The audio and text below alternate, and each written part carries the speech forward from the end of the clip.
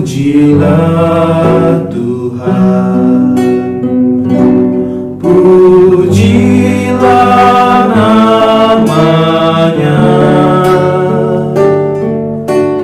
pujilah Tuhan, sumber kehidupan. Pujilah Tuhan, pujilah namanya, pujilah Tuhan, sumber kehidupan. Pujilah Tuhan, pujilah namanya, pujilah Tuhan, sumber kehidupan.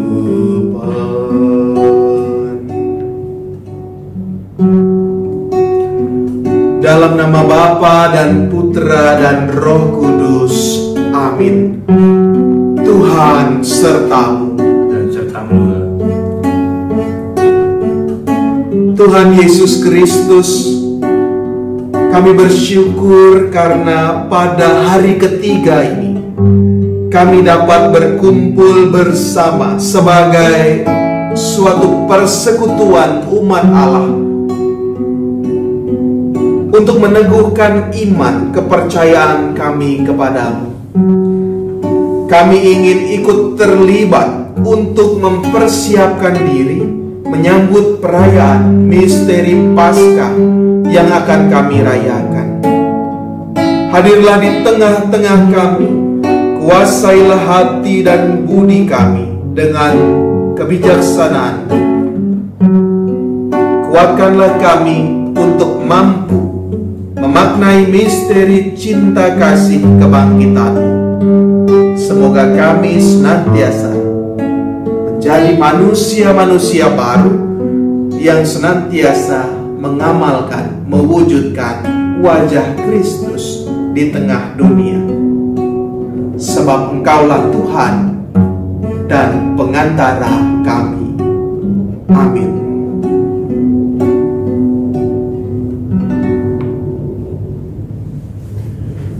Bapak Ibu, saudara-saudara yang terkasih, rekan-rekan muda dan anak-anak sekalian. Halo semuanya. Salam semua, damai Kristus berserta Anda. Iya, kita telah masuk dalam Triduum hari ketiga. Dengan fokus utama kita akan merenungkan kebangkitan sebagai buah cinta Yesus. Bapak Ibu serta saudara-saudara terkasih, dalam hidup kita itu kan kita kemarin telah pertama pada saat Triduum pertama kita merenungkan penderitaan. Kita juga merenungkan tentang cinta. Setelah cinta kita pasti akan bangkit. Betul. Nah, jadi kalau ada penderitaan, merasakan cinta, kita jadi bangkit. Itu pesannya. Betul. Itulah jalan salib Kristus, itulah kehadiran Yesus ke dunia untuk itu juga. Betul. Untuk mengalami penderitaan, setelah itu untuk mencintai kita, dan dia bangkit kembali bersama Bapa. Untuk itu, marilah kita merenungkan dosa-dosa kita yang kita jalani dalam hari-hari kita. Tuhan kasihanilah kami. Tuhan kasihanilah kami. Kristus kasihanilah kami. Kristus kasihanilah kami. Tuhan kasihanilah kami. Tuhan kasihanilah kami. Semoga Allah yang Maha Kuasa mengasihani kita, mengampuni dosa kita, dan menghantar kita ke hidup yang kekal. Amin. Marilah kita berdoa. Tuhan, terima kasih untuk berkat-Mu dan kami telah memasuki Triduum hari ketiga. Semoga apa yang kami dapatkan hari ini semakin menjadi cinta kasih-Mu dan mampu membangkitkan kehidupan kami dari yang lama menjadi yang baru. Demi Kristus Tuhan dan pengantara kami. Amin. Mari kita siapkan hati untuk mendengarkan sabda Tuhan.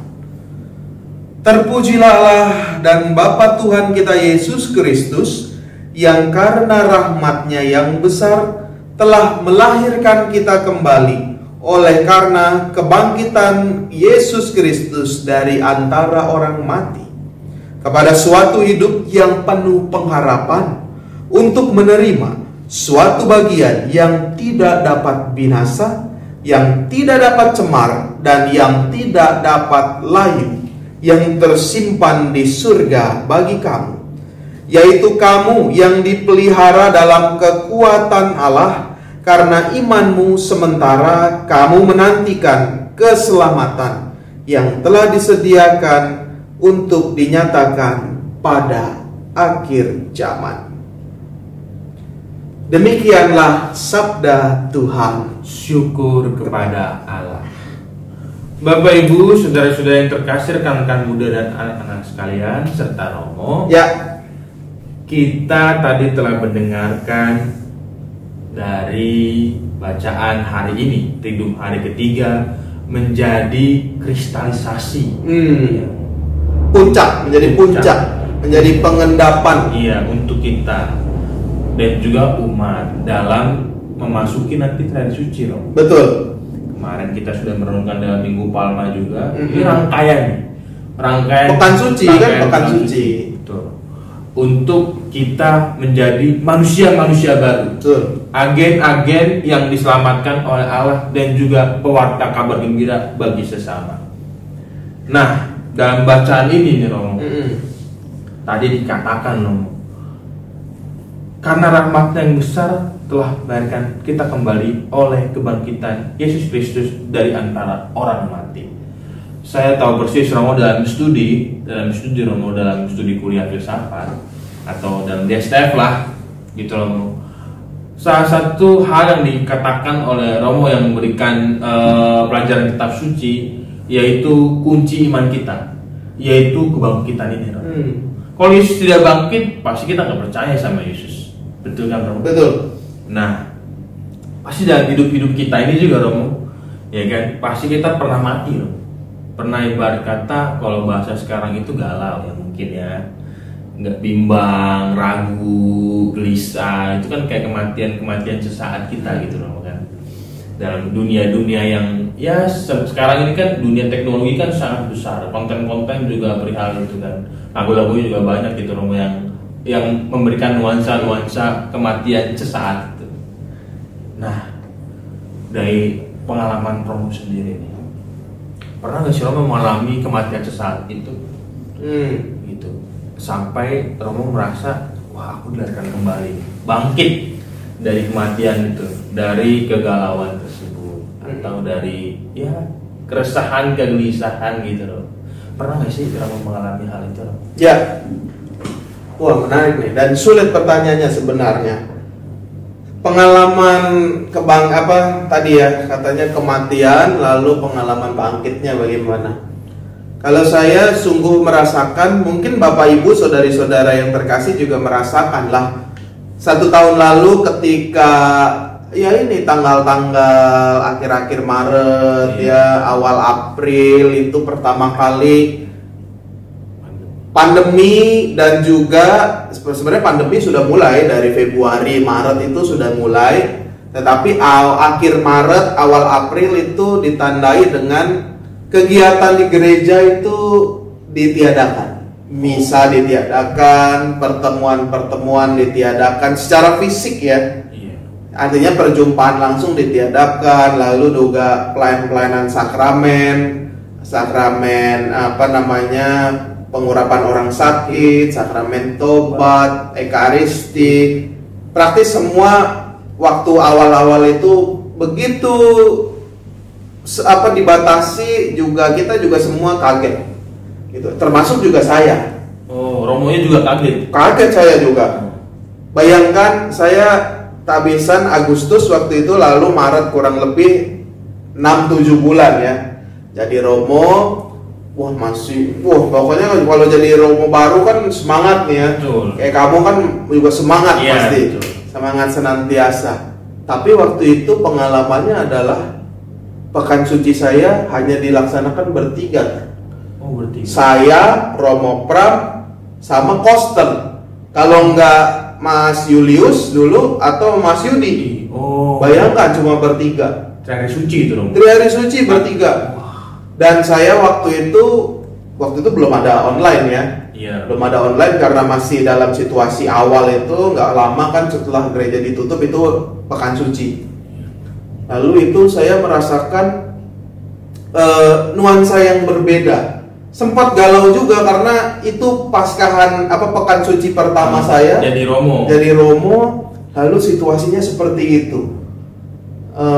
Ya gimana ya rasanya?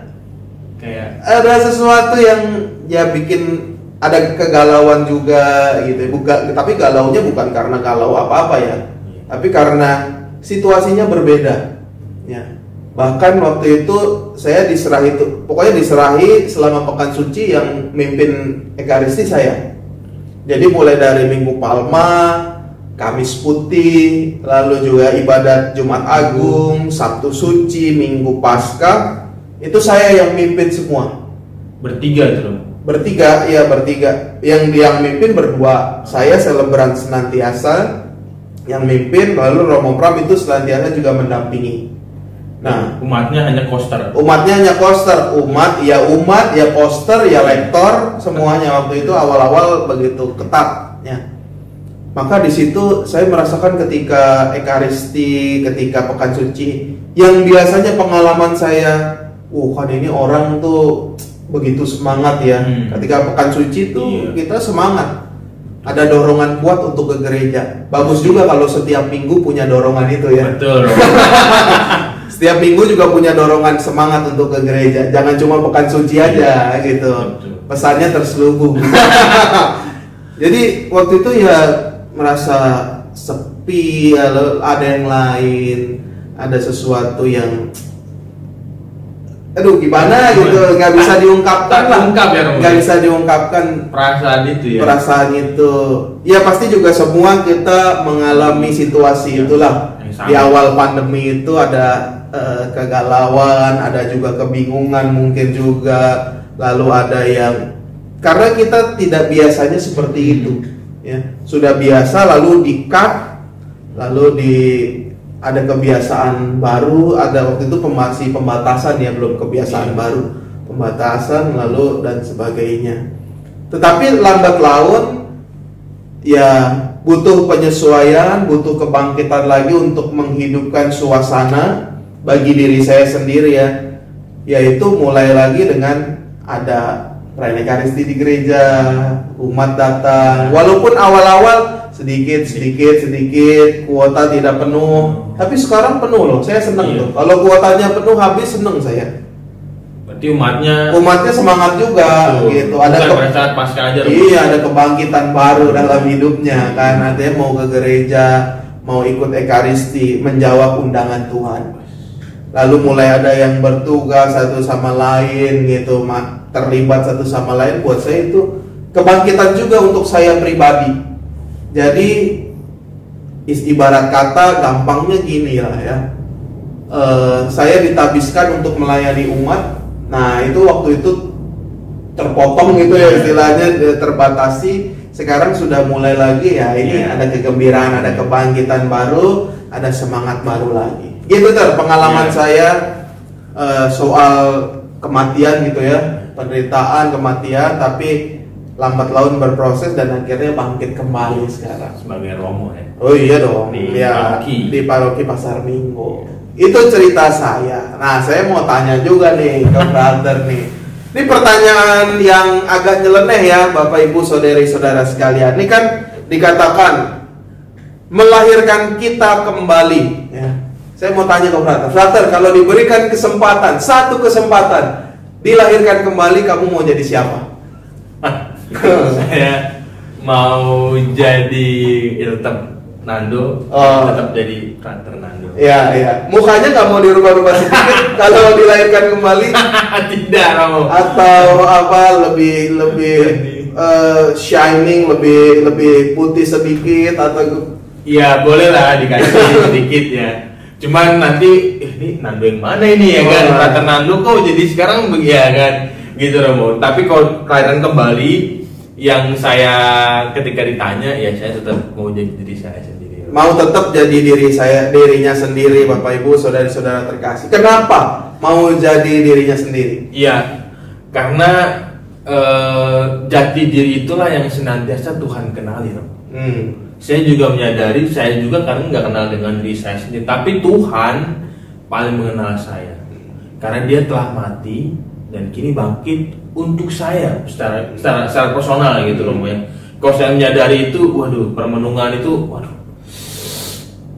saya pernah Romo dalam jalan salib itu di sebuah retret kan. Kami kan ada retret Oktidum Romo. Iya.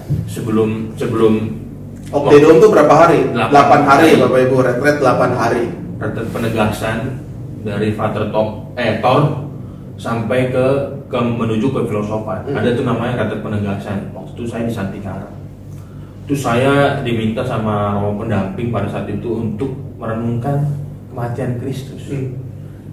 Yang dicambuk. Sebelumnya kita dikasih tontonan itu Romo, The Passion of the Christ. Gitu, The Passion of the Christ itu kan visualisasinya kan keren sekali Romo. Iya. Bagaimana yakin misalnya matang banget gitu Romo. Cambukannya itu buset kayak tegas banget gitu Romo. Durinya juga darahnya yang mengalir gitu Romo. Waduh, itu satu-satunya film yang menurut saya tuh yakin dan nyata bagi saya itu. Dan setelah itu Romo, setelah saya merenungkan itu, kita juga dikasih tontonan tentang Son of God. Itu ketika para murid yang ketika Maria Magdalena itu Romo masuk ke dalam gua itu udah pertama kali itu saya melihat bahwa ya betul ya, bukan orang yang murid-murid Kristus yang paling utama ya, justru orang yang paling berdosa menurut saya. Maria Magdalena kan kita tahu kenal siapa dia kan, orang yang paling berdosa lah sebagai perempuan gitu. Tapi dia yang pertama kali melihat Yesus bangkit, dan itu saya alami ketika retret itu. Makanya saya pengen jadi saya. Apa kamu jadi Maria Magdalena? Bukan Romo. Oh bukan. Saya merasa diri saya yang berdosa gitu Romo, ya kan. Saya masih diri saya yang berdosa itu. Makanya saya sendiri ya ketika ditanya kelahiran kembali seperti apa, ya saya seperti saya sendiri karena Tuhan sudah mengenal saya. Betul ya. Jadi kalau dilahirkan kembali, Frater tetap mau menjadi Frater Nando. Iya. Bapak Ibu, saudari-saudara sekalian, tapi mungkin agak katanya putih sedikit katanya. Dikit lah. Jadi betul ya, karena Tuhan sudah menciptakan kita itu dengan cintanya, dengan baik adanya kan. Betul. Dalam kitab Kejadian, Tuhan melihat indah baik adanya maka tercipta. Maka kita juga sebagai manusia ciptaannya itu diciptakan baik adanya. Walaupun juga baik adanya, tetapi kita masih punya kecenderungan untuk berbuat dosa. Maka kadangkala hidup kita dipenuhi juga dengan dosa-dosa, dibelenggu oleh kuasa setan, kuasa dosa, kuasa kejahatan. Sehingga yang namanya kelahiran kembali, tadi betul seperti Frater ya, ketika orang merasa dia sungguh berdosa, ketika dia sungguh menyadari dosanya, maka dia sungguh ingin membersihkan. Kalau orang tidak sadar dia berdosa, ya sudah, hatinya terus dibelenggu, ditutupi oleh dosa-dosa. Tapi ketika dia sadar dia berdosa, dia mau bertobat, dia mau ikut jalan salib Tuhan, maka ada kebangkitan, ada pembersihan hati dari dosa sehingga bisa diisi berkat oleh Tuhan. Jadi deh manusia yang baru. Ya, tetap sama, tetap Frater Nando, tetap saya Romo Bekti, tetapi dengan hati yang baru. Bapak Ibu, saudari-saudara sekalian juga, kalau kita mau bertobat, hatinya dibersihkan dari segala dosa bersama jalan salib Tuhan, kita lahir, hati kita bersih menjadi manusia-manusia yang baru. Semoga tahun ini kita punya semangat, punya resolusi dalam iman. Kalau tahun baru kan resolusi ya tahunan lah ya. Ada perubahan apa. Tapi kalau dalam perayaan Paskah ini, kebangkitan, kita punya resolusi iman. Kita mau menjadi manusia baru seperti apa? Tentunya yang semakin baik, semakin mengasihi juga, sebagai bekasi, semakin menjadi berkat, dan juga semakin terlibat. Baik, ya. Stay positif, saudari-saudaraku. Pokoknya senantiasa sukacita selalu. Tuhan senantiasa menemani perjalanan hidup kita. Baik, Bapak Ibu serta saudara terkasih, rekan-rekan muda dan anak-anak sekalian, setelah kita merenungkan sabda Tuhan dan Triduum hari ketiga ini sebagai puncak iman kita untuk masuk ke dalam trihari suci, marilah kita hening sejenak.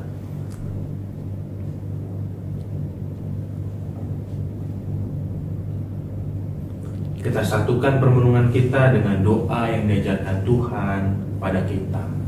Bapa kami yang ada di surga, dimuliakanlah namamu, datanglah kerajaanmu, jadilah kehendak-mu di atas bumi seperti di dalam surga. Berilah kami rezeki pada hari ini, dan ampunilah kesalahan kami, seperti kami pun mengampuni yang bersalah kepada kami. Dan janganlah masukkan kami ke dalam pencobaan, tetapi bebaskanlah kami dari yang jahat. Bunda Maria, Bunda Maha Kudus, sertailah kami selalu. Salam Maria, penuh rahmat, Tuhan sertamu. Terpujilah engkau di antara wanita, dan terpujilah buah tubuhmu Yesus. Santa Maria, Bunda Allah, doakanlah kami yang berdosa ini, sekarang dan waktu kami mati. Amin. Marilah kita berdoa. Tuhan Yesus yang Maha Kasih, yang telah bangkit bagi kami, terima kasih untuk penyertaan-Mu, untuk keselamatan yang Kau berikan kepada kami, untuk cinta yang begitu besar dalam penderitaan-Mu pada kami, domba-domba-Mu. Kini ya Tuhan, kami menyerahkan seluruhnya ke dalam tangan-Mu, supaya dalam Triduum hari ketiga ini kami semakin mantap dan matang untuk menjalankan cari suci-Mu. Tuhan, sertalah kami, berilah kami kesehatan dan juga kesempatan yang lebih untuk semakin mengasihi, semakin terlibat, semakin menjadi berkat bagi sesama dan Engkau sendiri. Demi Kristus Tuhan dan pengantara kami. Amin. Mohon berkat dari Roh.